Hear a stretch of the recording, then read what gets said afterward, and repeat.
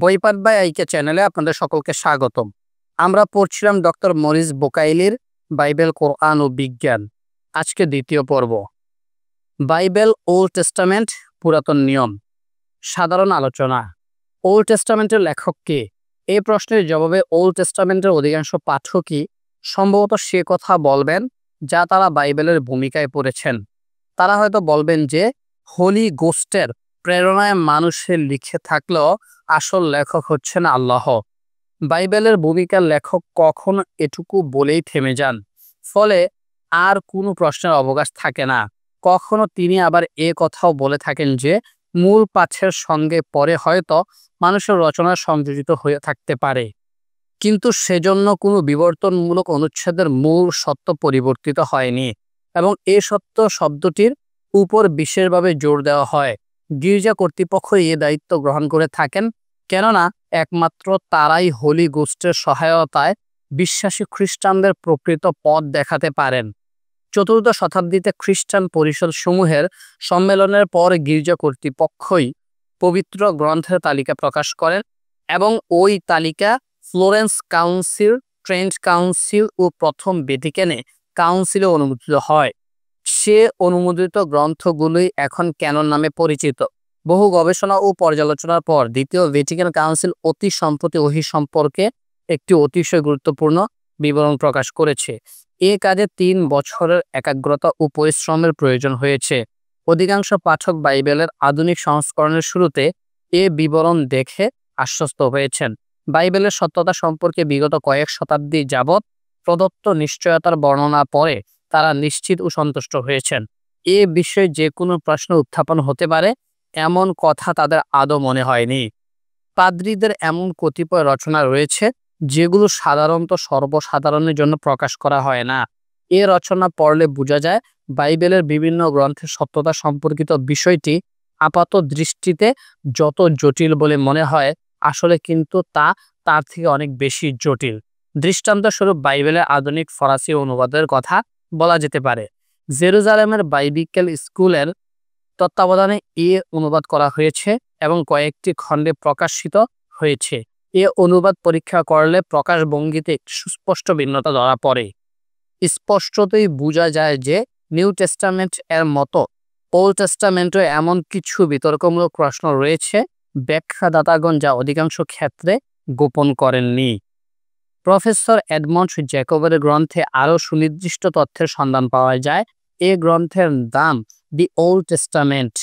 সংক্ষিপ্ত অথচ খুবই নিরপেক্ষ প্রকৃতির এ গ্রন্থে একটি উত্তম বিশ্লেষণমূলক দৃষ্টিভঙ্গির পরিচয় পাওয়া যায়। এডমন্ড জ্যাকব বলেছেন, অনেকেই জানে না যে আদিতে একখান মাত্র নয় কয়েকখানি বাইবেল ছিল এবং তাদের পাঠও পৃথক পৃথক ছিল। খ্রিস্টের জন্মের পূর্বে 3য় শতাব্দীতে হিব্রু ভাষায় কমপক্ষে 3খানি পৃথক পৃথক গ্রন্থ ছিল। প্রথমখানি পরবর্তীকালে মাসরোটিক নামে অবহিত হয়, দ্বিতীয়খানি আংশিকভাবে গ্রিক ভাষায় অনুদিত হয় এবং তৃতীয়খানি সামারিটান গ্রন্থ নামে পরিচিত হয়।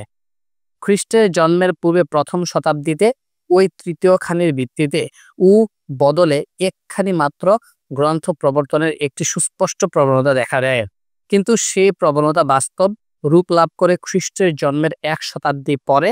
তখনই বাইবেলের একটি মাত্র পাঠ সঠিকভাবে নির্ধারিত হয়। ওই 3টি পাঠই যদি আমরা পেতাম তাহলে তুলনা করা সহজ হয়ে যেত এবং আদি পাঠ বা মূল পাঠ যে কি ছিল সে বিষয়ে আমরা একটি ধারণায় উপনীত হতে পারতাম। কিন্তু দুঃখের বিষয় তেমন কোনো সুযোগ আমাদের সামনে নেই। ফলে অবস্থা দাঁড়িয়েছে এই যে কামরান গুহায় পাওয়া ঈসার আমলের নিকটবর্তী খ্রিস্টান পূর্বকালীন সময়ের ডেড সি স্ক্রোল মূল পাঠের একটি ভিন্নরূপ সম্বলিত ও গাছের পাতায় লিখিত খ্রিস্টের জন্মের পরবর্তী 2য় শতাব্দীর 10 কমেন্ডমেন্টস এবং খ্রিস্টের জন্মের পরবর্তী 5ম শতাব্দীর কিছু বিচ্ছিন্ন রচনা ছাড়া বাইবেলে যে প্রাচীনতম হিব্রু পাঠ পাওয়া যায় তা হচ্ছে খ্রিস্টের জন্মের পরবর্তী শতাব্দীর। স্পেচুয়াজিন্ট সম্ভবত গ্রিক ভাষায় প্রথম অনুবাদ। খ্রিস্টের জন্মের পূর্বে 3য় শতাব্দীতে ইহুদিগণ আলেকজান্দ্রিয়ায় এ গ্রন্থ রচনা করেন।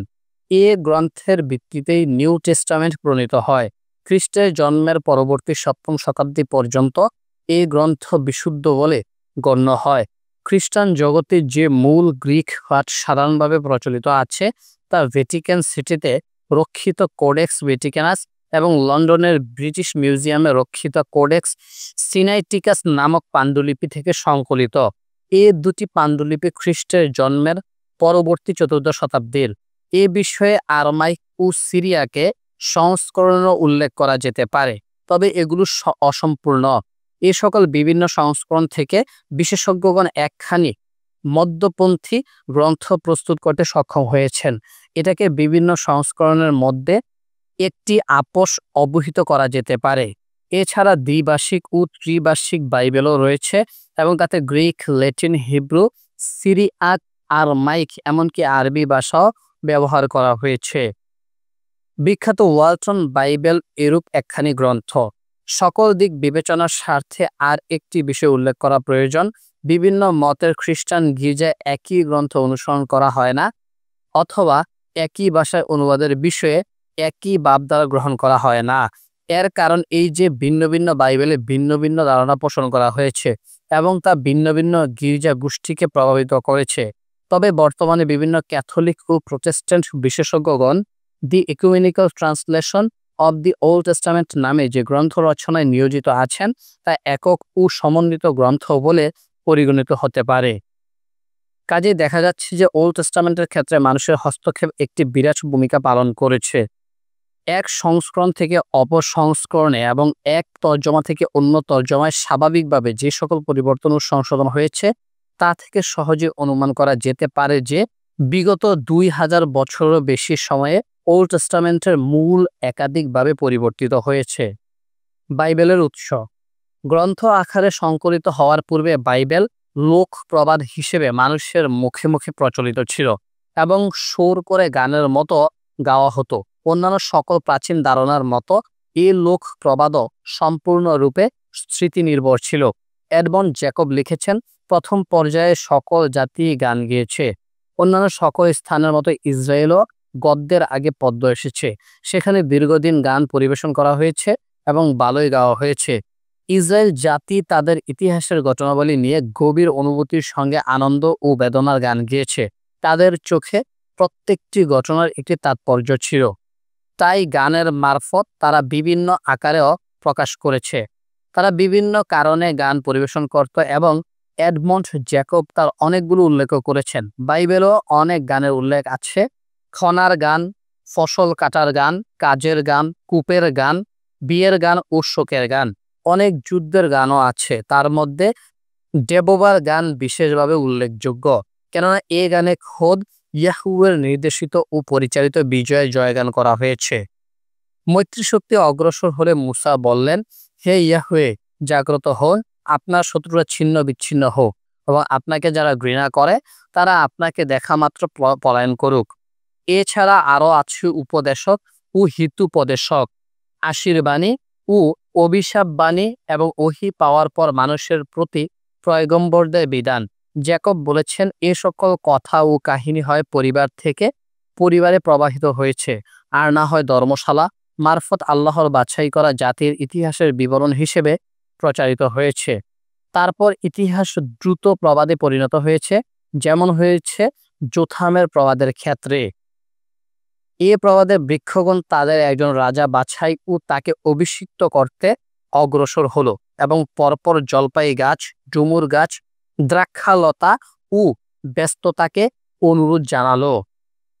এ বর্ণনায় জ্যাকব লক্ষ্য করলেন, ভালো গল্প বলার উৎসাহে কথকগণ অপরিচিত বিষয় ও যুগের অসম্ভাব্যতা নিয়ে মাথা ঘামাননি এবং এ কারণে তিনি এই সিদ্ধান্তে পৌঁছেন যে ওল্ড টেস্টামেন্টে মুসা ও প্রধানদের বিষয়ে যে বর্ণনা আছে তা থেকে সম্ভবত ঐতিহাসিক ঘটনাবলীর একটি মোটামুটি ক্রমিকতা পাওয়া যেতে পারে। কথকগণ মৌলিক বর্ণনার সময় মাধুর্য ও কল্পনার সাহায্যে হয়তো এমন অনেক সচেতন চিন্তাবিদের কাছেও মানুষ ও পৃথিবী সৃষ্টির আদি কথা বলে মোটামুটি বিশ্বাসযোগ্য মনে হয়েছে। এ কথা বিশ্বাস করার সঙ্গত কারণ রয়েছে যে খ্রিস্টের জন্মের পূর্ববর্তী ত্রয়োদশ শতাব্দীর শেষ ভাগে ইহুদিরা যখন কেনানে বসতি স্থাপন করে তখন প্রবাদ সংরক্ষণ ও প্রচারের জন্য লেখার প্রচলন হয়েছে, কিন্তু যে বিষয়ে তখন সর্বাধিক স্থায়িত্ব আশা করা হতো সে আইন লিখন ও সংরক্ষণের ব্যাপারে পরিপূর্ণ নির্ভুলতা ছিল না। কারণ দেখা যাচ্ছে যে আইন আল্লাহর নিজের হাতে লেখা বলে ধরা হয়, সে 10 ফরমানি ওল্ড টেস্টামেন্টের 2 স্থানে 2 প্রকারে এসেছে, জোডাস এবং ডিটোরনমি। মূল বক্তব্য হয়তো ঠিকই আছে, কিন্তু শব্দ প্রয়োগ, প্রকাশভঙ্গি ও বাগধারার পার্থক্য খুবই স্পষ্ট। তখন চিঠিপত্র, চুক্তি, বিশিষ্ট লেখকদের নামের তালিকা, নসবনামা এবং গনিমত ও নজরানার মালের তালিকা লিখিত আকারে রাখার বিষয়ে যথেষ্ট আগ্রহ ছিল। এ সকল দলিল সংরক্ষণ করার জন্য দফতরখানা গড়ে উঠেছিল। পরবর্তীকালে এ সকল দলিলের ভিত্তিতেই বই রচিত হয়েছে এবং কিছু কিছু বই আমাদের পর্যন্ত এসে পৌঁছেছে। গভীরভাবে পরীক্ষা করলে দেখা যায় প্রত্যেকটি গ্রন্থে একাধিক প্রকারের রচনা ও প্রকাশভঙ্গি ব্যবহৃত হয়েছে। মনে হয় একই গ্রন্থে বিভিন্ন লেখকের রচনা অন্তর্ভুক্ত হয়েছে। বিশেষজ্ঞ ও গবেষকগণ সম্ভবত এ বিষয়ে আলোকপাত করতে পারেন। ওল্ড টেস্টামেন্ট প্রাথমিকভাবে মৌলিক প্রবাদ ভিত্তিক হলেও বর্ণনায় অসংলগ্নতা আছে। এক অংশের সঙ্গে অপর অংশের সম্পর্ক নেই। কাজেই এ গ্রন্থের গ্রন্থনার প্রক্রিয়ার সঙ্গে অপর কোনো সময় ও স্থানের প্রাচীন সাহিত্য সৃষ্টির আদি প্রক্রিয়ার তুলনা করে দেখা যেতে পারে। দৃষ্টান্তস্বরূপ ফ্রাঙ্ক রাজবংশের আমলে ফরাসি সাহিত্য প্রক্রিয়া বিবেচনা করা যেতে পারে। যুদ্ধ, বিশেষত খ্রিস্টান ধর্ম রক্ষার যুদ্ধ, বীর পুরুষদের বীরত্ব ও সাহসিকতা এবং অন্যান্য চাঞ্চল্যকর ঘটনার বিবরণ তখনও ওই মৌখিক প্রবাদে সংরক্ষিত হতো। ঘটনার কয়েক শতাব্দী পরেও এই জাতীয় প্রবাদ কবি, লেখক ও ইতিহাসবিদদের অনুপ্রাণিত করেছে। এভাবে একাদশ শতাব্দী থেকে শুরু করে এ সকল বাস্তব ও কল্পনার মিশ্রিত কাহিনীর ভিত্তিতে কাব্য ও মহাকাব্য রচনা শুরু হয়। তন্মধ্যে রোলা সঙ্গীতই সবচেয়ে বিখ্যাত। সম্রাট শার্লিমেন যখন স্পেন অভিযান থেকে প্রত্যাবর্তন করেন, তখন রোলা তার পশ্চাৎ রক্ষী বাহিনীর সেনাপতি ছিলেন। এ কাব্যগাথায় তার জীবন, বীরত্ব ও আত্মত্যাগের কাহিনী আলোচনা করা হয়েছে। আত্মত্যাগের ঘটনাটি আদৌ কল্পনা নয়। 778 সালের 15 আগস্ট পর্বতবাসী ব্যাংক উপজাতির হামলার সময় ওই ঘটনাটি ঘটেছিল। কাজেই কাব্যের এই বর্ণনাকে বিশুদ্ধ ইতিহাস বলে মেনে নিতে রাজি হবেন না। ধারণা করা হয় বাইবেল গ্রন্থনার প্রক্রিয়া ঠিক এভাবেই সম্পূর্ণ হয়েছে। যারা আল্লাহর অস্তিত্ব স্বীকার করেন না, তারা পুরো বাইবেলকে কিংবদন্তি ও কাল্পনিক কাহিনীর সংকলন বলে মনে করেন। কিন্তু আমরা তাদের সঙ্গে একমত নই। সৃষ্টির বাস্তবতা, আল্লাহর কাছে থেকে মুসার উপর 10 ফরমান নাজিল হওয়া এবং সুলাইমানের আমলের মতো মানুষের ব্যাপারে অদৃশ্য হস্তক্ষেপের ঘটনায় বিশ্বাস করা খুবই সম্ভব। কিন্তু তাই বলে আমাদের বিশ্বাস সর্বাত্মক হওয়ার প্রয়োজন নেই। আমরা অবশ্যই ধরে নিতে পারি যে বাইবেল মারফত আমরা যা পাচ্ছি তা মূল ঘটনার সারসংক্ষেপ মাত্র, এবং যে সকল বিস্তারিত বিবরণ রয়েছে তা কঠোর সমালোচনা ও পরীক্ষা করে দেখার প্রয়োজন আছে। কারণ মূল মৌখিক প্রবাদ যখন লিখিত আকার লাভ করেছে, তখন মানুষের কল্পনা ও অলঙ্করণ অন্তর্ভুক্ত হয়ে যাওয়ার প্রবল সম্ভাবনা ছিল। ওল্ড টেস্টামেন্টের বিভিন্ন পুস্তক। ওল্ড টেস্টামেন্ট বিভিন্ন দৈর্ঘ্য, আকার ও প্রকারের রচনার একটি সংকলন। মৌখিক প্রবাদের ভিত্তিতে এগুলো 9 শতাধিক বছর যাবৎ বিভিন্ন ভাষায় রচিত হয়েছে। এরপর বিভিন্ন সময় বহুদিন পর পর কোনো ঘটনার ভিত্তিতে অথবা কোনো বিশেষ প্রয়োজন বশত অনেক রচনাই সংশোধন ও সম্পূর্ণ করা হয়েছে। সম্ভবত খ্রিস্টের জন্মের পূর্বে একাদশ শতাব্দীতে ইসরায়েলি রাজবংশের রাজত্বকালের প্রথম দিকে এ বিপুল রচনাবলী রচিত হয়েছিল। ওই সময় রাজ পরিবারের সদস্যদের মধ্যে অনেকেই লেখক ছিলেন। তারা বিজ্ঞ ও পণ্ডিত ছিলেন এবং তাদের ভূমিকা কেবল লেখার মধ্যে সীমাবদ্ধ ছিল না। পূর্ববর্তী অধ্যায়ে যে অসম্পূর্ণ রচনার উল্লেখ করা হয়েছে তার প্রথমটি সম্ভবত এ আমলেই রচিত হয়েছে। তখন এগুলো লিখিত আকার দেওয়ার একটি বিশেষ কারণও ছিল। তৎকালে বহু সঙ্গীত, কাব্যগাথা, ইয়াকুব ও মুসার নসিহত, 10 ফরমান এবং ধর্মীয় রেওয়াজ সৃষ্টিকারী রাজকীয় হুকুমনামা সংরক্ষণ করার উপর বিশেষ গুরুত্ব আরোপ করা হতো। ওল্ড টেস্টামেন্টের বিভিন্ন গ্রন্থে এখন এগুলোর সন্ধান পাওয়া যায়। আরও কিছুদিন পরে সম্ভবত খ্রিস্টের জন্মের পূর্বে 10ম শতাব্দীতে পেন্টাটিউকের ইয়াহবিস্ট গ্রন্থ রচিত হয়। এই গ্রন্থে আল্লাহকে ইয়াহওয়ে নামে অবহিত করা হয় বলে গ্রন্থের সেই নাম রাখা হয়। মুসার নামের যে প্রথম 5খানি গ্রন্থ চালু রয়েছে তার মূল সূত্র হচ্ছে এই গ্রন্থ। পরে তার সঙ্গে ইলোহিস্ট নামক রচনা এবং তার স্যাকারডোটাল সংস্করণে যোগ করা হয়। আল্লাহকে ইলুহিম নামে অবহিত করায় রচনাটিকে ইলুহিস্ট বলা হয়। আর জেরুজালেম মন্দিরের সেকারডোট নামক প্রচারকদের নাম অনুসারে তাদের সংস্করণটি সেকারডোটাল নামে পরিচিত হয়। দক্ষিণের জুডাহ রাজ্য থেকে পাওয়া ওই প্রাথমিক ইয়াহবিস্ট রচনায় দুনিয়ার আদিকাল থেকে ইয়াকুব এর ইন্তেকাল পর্যন্ত ইতিহাস বর্ণিত হয়েছে। খ্রিস্টপূর্ব 8ম শতাব্দীতে লেখক পয়গম্বরদের আবির্ভাব ঘটে। ইসরায়েলের আমস ও হুসিয়া নামক দুজন এবং জুডাহ মিকা নামক একজন লেখক পয়গম্বরের খোঁজ পাওয়া যায়। খ্রিস্টপূর্ব 721 সালে সামারিয়ার পতনের ফলে ইসরায়েল রাজ্য বিলুপ্ত হয়ে যায় এবং ধর্মীয় ঐতিহ্য জুডা রাজ্যের হাতে চলে যায়। ধর্মীয় কিংবদন্তি সংগ্রহের কাজ এ সময় থেকে শুরু হয়। এ সময় ইয়াহবিস্ট ও ইলুহিস্টের রচনাগুলি একত্রিত করে তাওরাত নামে একখানি মাত্র গ্রন্থে রূপান্তরিত করা হয়। এ সময় ডিটারনোমিও লেখা হয়। খ্রিস্টপূর্ব 7ম শতাব্দীর দ্বিতীয়ার্ধে জুসিয়ার রাজত্বকালের পয়গম্বর জেরোনিয়ার আবির্ভাব ঘটে, কিন্তু তার বাণী ও কর্মের বিবরণ নিশ্চিত আকার লাভ করে আরও 1 শতাব্দী পরে।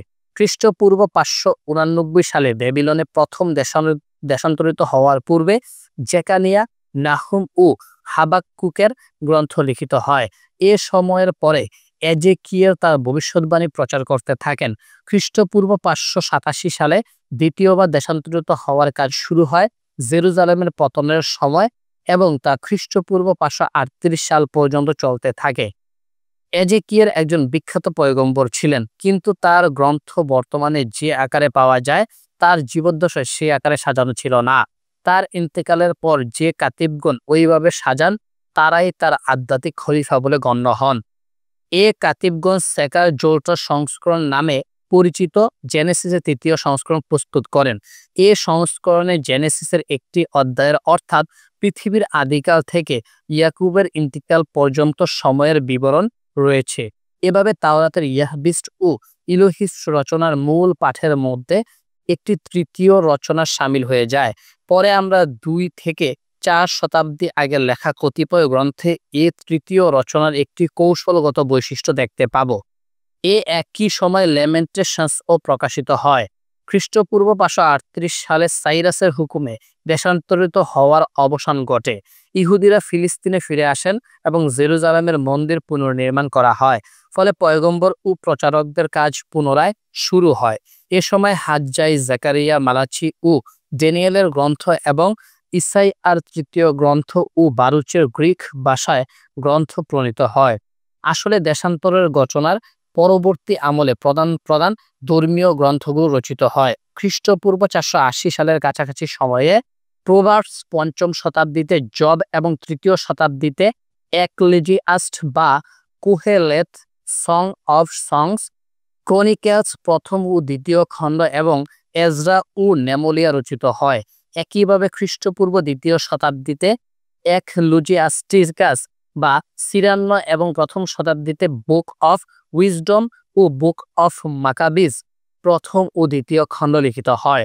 কিন্তু রোথ, ইস্থার ও জোনার গ্রন্থ যে কখন লেখা হয় তা সহজে নির্ণয় করা সম্ভব নয়। তাওরাত ও জুডিথের গ্রন্থের ক্ষেত্রেও ওই একই কথা বলতে হয়। যেহেতু খ্রিস্টের জন্মের মাত্র 1 শতাব্দী পূর্বে ওল্ড টেস্টামেন্টের রচনাবলী গ্রন্থের আকারে সাজানো হয়েছে, সেহেতু এখানে যে সকল তারিখ উল্লেখ করা হয়েছে তারপরেও সংশ্লিষ্ট রচনাগুলোর পরিবর্তন হয়ে থাকতে পারে বলে ধরে নিতে হবে। কারণ খ্রিস্টের জন্মের 1 শতাব্দী পূর্বকালে এ রচনাগুলোর বেশিরভাগই কোনো সঠিক বা সুনির্দিষ্ট আকার লাভ করেনি। এভাবে আদিকাল থেকে খ্রিস্টান ধর্মের আবির্ভাব পর্যন্ত ইহুদিগণ ওল্ড টেস্টামেন্টকে তাদের ধর্মীয় ও সাহিত্যিক মিনার বলে গণ্য করেছে। এ গ্রন্থের বিভিন্ন খণ্ড, অধ্যায় ও বিভাগ খ্রিস্টপূর্ব 10ম ও 1ম শতাব্দীর মধ্যবর্তী সময়ে রচিত, সমাপ্ত ও সংশোধিত হয়েছে। এটা আমার ব্যক্তিগত অভিমত নয়। এ তথ্য এবং ঐতিহাসিক জরিপের বিবরণ আমি একটি সর্বজন স্বীকৃত নির্ভরযোগ্য গ্রন্থ থেকে সংগ্রহ করেছি। গ্রন্থখানি হচ্ছে সলকয়ের ডোমিনিকান ফ্যাকাল্টির প্রফেসর জে.পি. স্যান্ড্রোর রচিত এনসাইক্লোপিডিয়া ইউনিভার্সালিস দি বাইবেল নামক নিবন্ধ। এ সকল তথ্য উচ্চতম যোগ্যতা সম্পন্ন বিশেষজ্ঞগণ সত্য ও সঠিক বলে সাব্যস্ত করেছেন। কাজেই ওল্ড টেস্টামেন্টের বিষয়বস্তু অনুধাবন ও উপলব্ধি করার জন্য এ তথ্যগুলো মনে রাখা আবশ্যক। ওল্ড টেস্টামেন্টের রচনাবলীর মধ্যে ওহী মিশ্রিত ছিল বলে বিশ্বাস করার কারণ আছে, কিন্তু এখন গ্রন্থখানি আমরা যে অবস্থায় পেয়েছি তাতে সেই ওহী আর বাকি রয়েছে কিনা সে বিষয়ে সন্দেহের অবকাশ রয়েছে। কারণ আমরা আগেই দেখেছি মূল বর্ণনার অনেকবার রদবদল হয়েছে এবং অনেক লেখকগণ হস্তক্ষেপ করেছেন। সুতরাং সহজেই ধরে নেওয়া যেতে পারে যে তারা তাদের নিজ নিজ পরিবেশ, পরিস্থিতি ও পছন্দ অনুসারে যা ভালো মনে করেছেন শুধু সেটুকুই বাকি রেখেছেন এবং এখন আমাদের পর্যন্ত শুধু সেটুকুই এসেছে। এ সকল বস্তুনিষ্ঠ তথ্যের সঙ্গে বর্তমান প্রচারিত বাইবেলের বিভিন্ন সংস্করণের ভূমিকায় প্রদত্ত বিবরণের তুলনা করা হলে দেখা যাবে যে আসল তথ্য ও সত্য সম্পর্কে আলাদাভাবে পরিবেশন করা হয়েছে। বিভিন্ন গ্রন্থের রচনায় যে সকল ইতিহাস সম্পর্কে সম্পূর্ণ নীরবতা অবলম্বন করা হয়েছে, দ্ব্যর্থবোধক হওয়ায় যে সকল বিষয়ে বিভ্রান্তির সৃষ্টি করতে পারে সেগুলো ঠিক সেভাবে রেখে দেওয়া হয়েছে। অসত্যকে সত্য বলে একটি ভুল ধারণা সৃষ্টির জন্য তথ্যের ব্যাপারটি সর্বনিম্ন পর্যায়ে রাখা হয়েছে। এভাবে বাইবেলের অধিকাংশ ভূমিকাতেই সত্য ও বাস্তবতা গোপন করে একটি ভিন্ন চিত্র তুলে ধরা হয়েছে। যে সকল গ্রন্থ কয়েকবার রদবদল করা হয়েছে সে সকল ক্ষেত্রে গ্রাসরি সে কথা না বলে শুধু বলা হয়েছে যে কিছু কিছু খুঁটিনাটি বিষয় পরবর্তীতে যোগ করা হয়েছে, কিন্তু আসলেই যেখানে দীর্ঘ ব্যাখ্যার প্রয়োজন সেখানে অতিশয় গুরুত্বপূর্ণ বিষয় সম্পর্কেও নীরবতা অবলম্বন করা হয়েছে। জনসাধারণের জন্য বিপুল সংখ্যায় মুদ্রিত ও প্রচারিত বাইবেলে এ জাতীয় ভুল ও অশুদ্ধ তথ্য থাকা সত্যিই দুঃখজনক।